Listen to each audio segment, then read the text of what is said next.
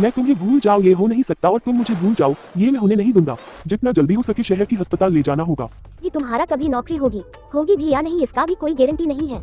मैं कैसे तुम्हारी भरोसे बैठे रहूं? देखो तुम पहले काउंटर पर पैसे पे करो, नहीं तो हम इलाज नहीं कर पाएंगे। तुम्हारा कभी नौकरी होगी भी या नहीं इसका भी कोई गारंटी नहीं है। बेटा नाश्ता बन गई है, तुम आकर खा लो। जहाँ आपको नहीं बचा पाया।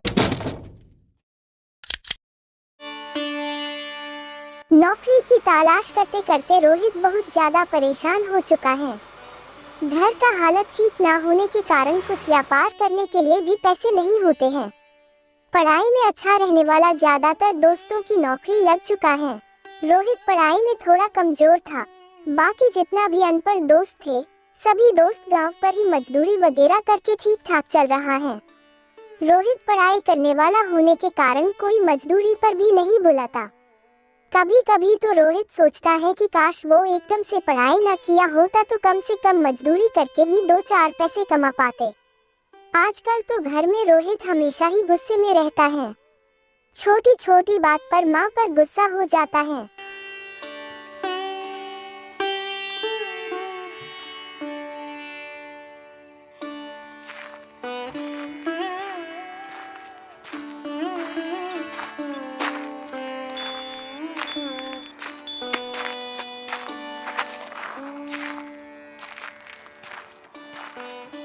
बेटा कहाँ जा रहा है? खाना तो खाकर जाओ। भूख लगा तो खुद खा लूंगा, इस तरह से बार बार बोलने की जरूरत नहीं है। रोहित अपनी माँ को इस तरह से बोल तो देते हैं लेकिन बाद में खुद ही दुखी हो जाता है। रोहित के घर पर उसकी माँ और बाप के अलावा और कोई नहीं है। उम्र के साथ साथ बाप अक्सर बीमार रहता है।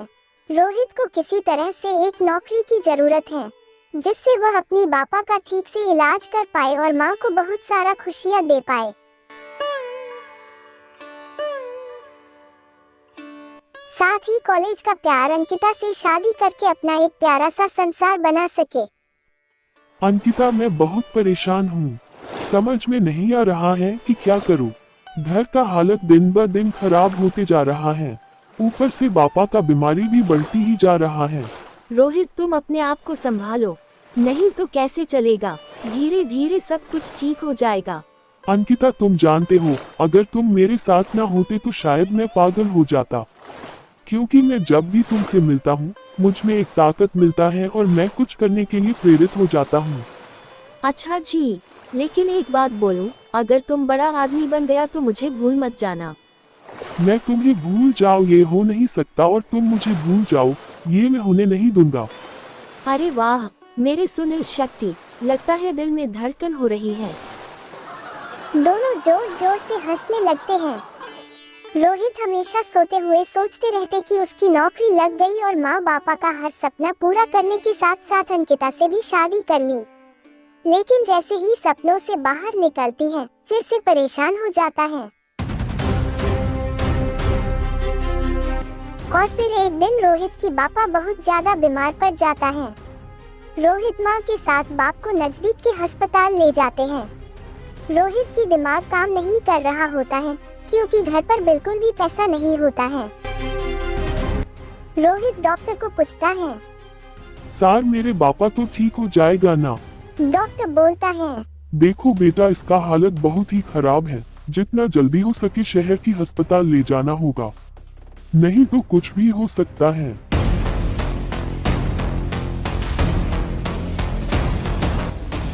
रोहित की माँ रोहित की तरफ देखता है।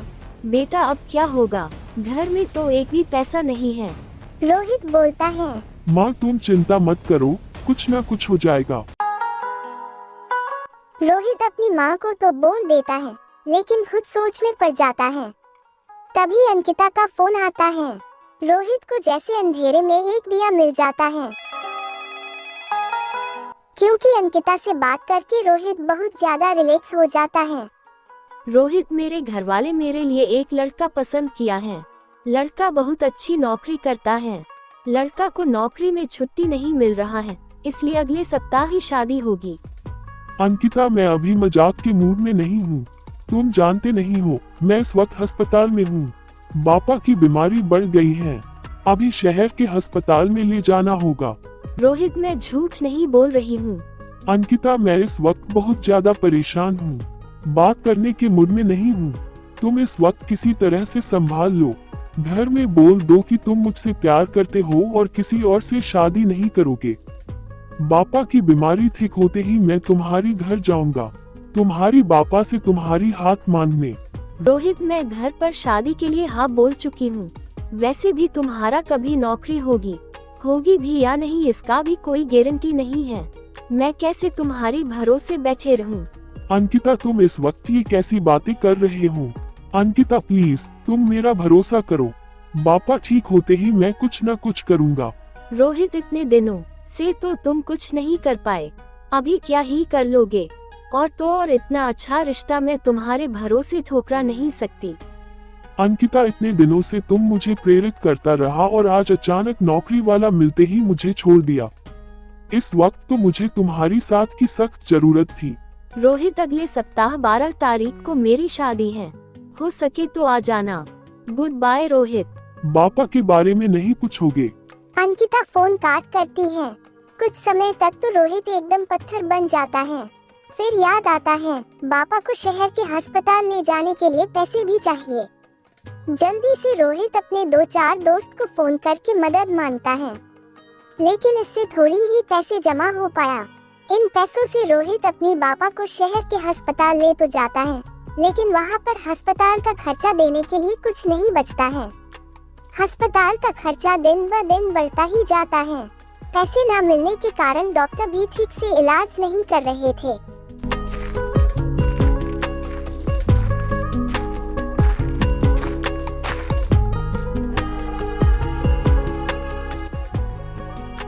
सर, उस बिस्तर पर मेरे बापा हैं, उसे थोड़ा देख लीजिए ना प्लीज। देखो, तुम पहले काउंटर पर पैसे पे करो, नहीं तो हम इलाज नहीं कर पाएंगे। रोहित की माँ रोते हुए रोहित को बुलाती है। बेटा, इस तरह से तुम्हारी बापा नहीं रहेंगे, तुम जल्दी से घर जाओ। घर पर जो भी थोड़ी बहुत जमीन है उसे बेचकर पैसा ले आओ। अस्पताल पर माँ को छोड़कर रोहित घर चला जाता है।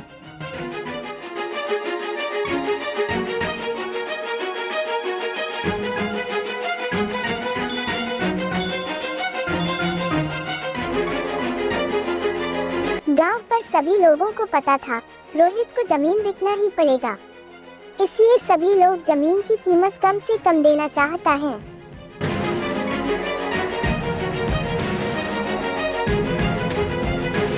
सेठ जी, आप तो जानते हो उस जमीन पर कितना अच्छा फसल उगते हैं। बेटा, मैं जानता तो हूँ, लेकिन अभी मेरा हालत बहुत ही नाजुक है। मैं तो जमीन खरीदना ही नहीं चाहता, तुम लोगों की हालत देखकर किसी तरह से खरीदना चाहता हूँ। रोहित को पता था ये सेठ झूठ बोल रहा है। रोहित की हालत जानकर सेठ सुविधा ले रहे हैं, लेकिन उस वक्त रोहित क्या ही कर सकते हैं। ऊपर से रोहित के पास ज्यादा समय भी नहीं था। सेठ की कही हुई कीमत पर ही जमीन बिक देता है। पैसा लेकर रोहित जल्द से जल्द शहर पहुंच जाता है।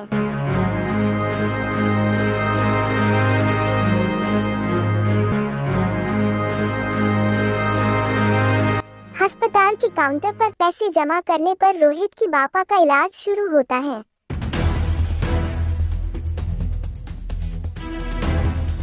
लेकिन तब तक बहुत देर हो चुका था। इतने समय अस्पताल के बिस्तर पर बिना इलाज के चलते हालत बहुत ज्यादा नाजुक हो चुका था। और दूसरे सप्ताह के 12 तारीख को रोहित के बापा इस दुनिया को छोड़कर चले गए एक दूसरी दुनिया। एक तरफ रोहित की बापा का इस दुनिया से विदाई और अगली तरफ रोहित की जिंदगी से अंकिता की विदाई। रोहित पूरी तरह से टूट चुका था।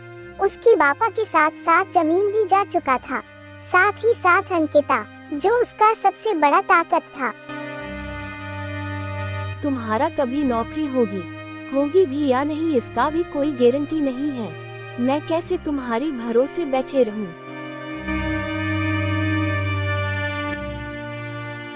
और एक दिन रोहित की माँ बोलता है, बेटा, तुम इतनी मायूस मत रहो। मैं गांव के 2-4 घरों में जाकर बोल चुकी हूँ। कल से सुबह जल्दी उठकर उन लोगों के घर पर काम करेंगे तो थोड़ी बहुत पैसे आ जाएंगे। अपनी माँ की मुंह से ऐसी बात सुनकर रोहित के शरीर पर तो जैसे बिजली गिर जाता है।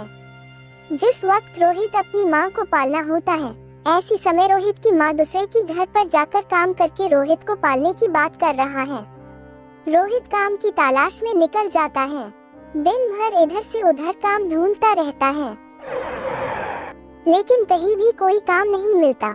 थक हार कर रोहित घर आता है और कमरे के अंदर जाकर अकेले अकेले रोने लगता है।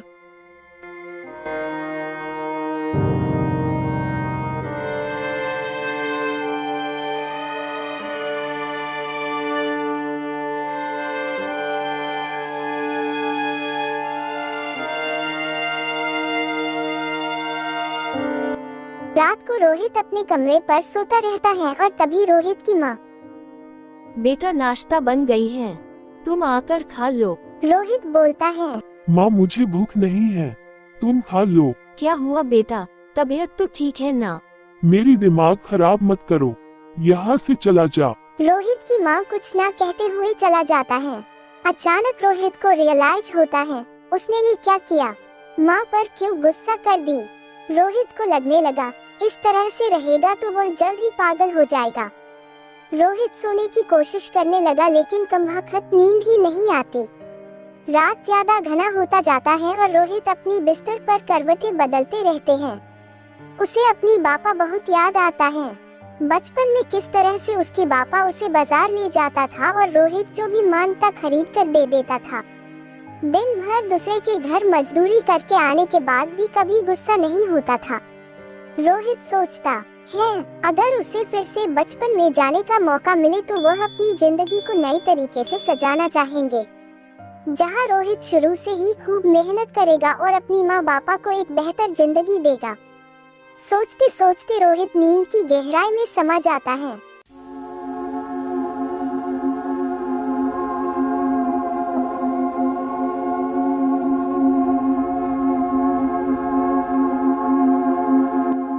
बेटा क्या हुआ, तुम इतनी मायूस क्यों हो? बापा इस जिंदगी से थक चुका हूँ, सब कुछ मेरी गलती है। अगर अच्छी तरह से पढ़ाई की होती तो आज नौकरी करके आपका इलाज कर पाता। इस समय माँ को दूसरे के घर में काम करने जाना ना पड़ता। धिक्कार है ऐसी जिंदगी से। अंकिता भी चला गया, क्यों ना जाते। झूठे वादे के अलावा और कुछ भी तो नहीं दिया। बेटा अब से तुम अपनी जिंदगी को एक नई तरीके से जियो, खूब मेहनत करो।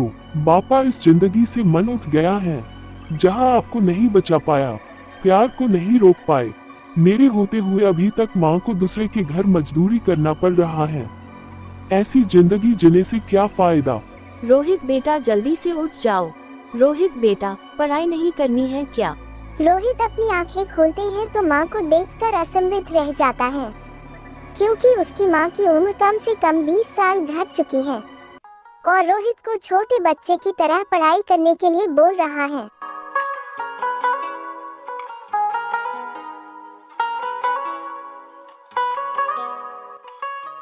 रोहित अपने आप को आईने में देखता है तो और भी ज्यादा हैरान हो जाता है, क्योंकि रोहित भी कम से कम 20 साल पीछे चला जाता है। रोहित दौड़ते हुए बाहर चला जाता है। उसकी माँ चिल्लाते रहते हैं, बेटा कहीं गिर जाएगा, जरा धीरे धीरे चलो।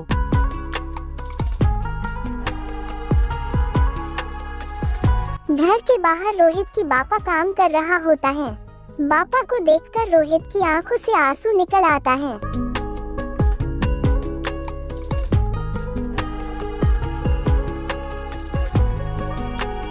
माँ बाप दोनों दौड़ते हुए आते हैं और पूछता है, क्या हुआ बेटा, रो क्यों रही हो, कहीं गिर गया क्या? रोहित की आंखों से आंसू नहीं रोक रहे थे। रोहित बोलता है, हाँ मैं गिर गया था। माँ बोलता है, इसलिए बोलती थी दौड़कर मत आना। माँ बाप दोनों रोहित को प्यार करने लगते हैं। रोहित ऊपर वाले का शुक्रिया अदा करते हैं और इस नई जिंदगी में पूरी मेहनत और ईमानदारी से जीकर माँ बापा को खुश रखने का ठान लेते हैं।